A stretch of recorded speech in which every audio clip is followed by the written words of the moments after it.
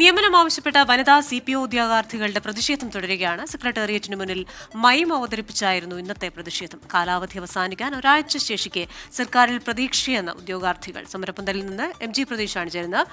പ്രതീക്ഷ, good evening again. അപ്പോൾ അവർക്ക് പ്രതീക്ഷയുണ്ട്, വ്യത്യസ്തമായ സമര രീതികൾ കൊണ്ടുവരുന്നുണ്ട്. വിവരങ്ങൾ.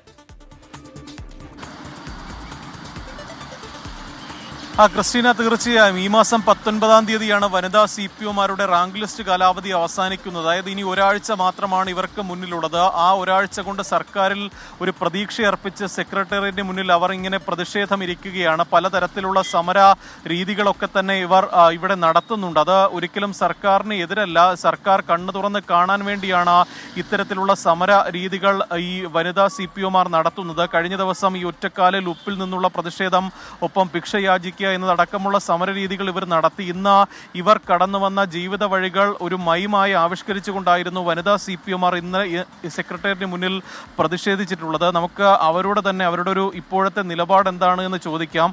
ഇനി ഒരാഴ്ചയാണ് നിങ്ങളുടെ മുന്നിലുള്ളത്. എന്താണ് ഇനിയൊരു പ്രതീക്ഷ? സർക്കാരിൽ പ്രതീക്ഷയുണ്ടോ നിങ്ങൾക്കിപ്പോഴും? ഒരാഴ്ച എന്ന് പറയുമ്പോൾ ഡേറ്റ് വൈസ് ഒരാഴ്ച, പക്ഷെ അതിന് 3 വർക്കിംഗ് ഡേയ്സ് മാത്രമേ ഉള്ളൂ.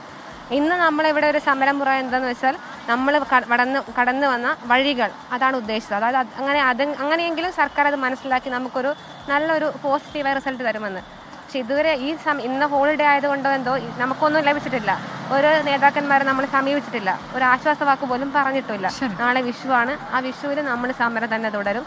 ഇനിയും 3 ദിവസം ഉണ്ടല്ലോ. അപ്പം കഴിഞ്ഞ ലിസ്റ്റിലൊക്കെ അവർ ലിസ്റ്റ് അവസാനിക്കുന്നതിൻ്റെ 1-2 ദിവസങ്ങൾ മുന്നെയോ 2 ദിവസം മുന്നെയോ ഒക്കെയാണ് നല്ല വേക്കൻസി കൊടുത്ത് കുറേ കുട്ടികളെ എടുത്തത്. അതേപോലെ തന്നെ അങ്ങനെ ഒരു കരുണ ഞങ്ങൾക്ക് കിട്ടും, ഞങ്ങളുടെ പ്രതീക്ഷ. എന്തായാലും ക്രിസ്റ്റീന, അവർ സൂചിപ്പിച്ചതുപോലെ തന്നെ സർക്കാരിൽ നിന്നൊരു കരുണയാണ് അവർ പ്രതീക്ഷിക്കുന്നത്. പരമാവധി ഈ നിയമനം ആ റാങ്ക് ലിസ്റ്റിൽ നിന്ന് നടത്തണമെന്നതാണ് അവർ ആവശ്യപ്പെടുന്നത്. ആ ഒരു ആവശ്യം സർക്കാർ അംഗീകരിക്കുമെന്നൊരു പ്രതീക്ഷയിലാണ് അവർ ഇപ്പോഴും സെക്രട്ടേറിയറ്റിന് മുന്നിൽ സമരം തുടരുന്നത്.